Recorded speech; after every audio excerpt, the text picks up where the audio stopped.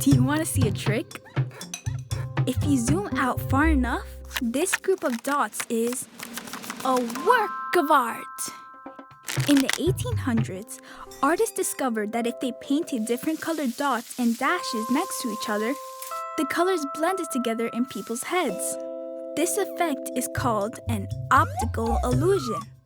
Sometimes our brains trick our eyes into seeing things that aren't actually there. Our brains are sort of like magicians. So, how can you make your own tricky optical illusion? Grab 3 cotton swabs and a notebook. Hey, get out of here, you! Okay, draw an outline of a rainbow. Now, create the colors of the rainbow using only red, yellow, and blue dots. Start by wetting 2 cotton swabs, one with red paint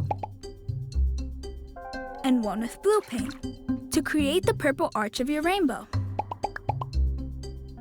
Are the colors starting to blend in your head?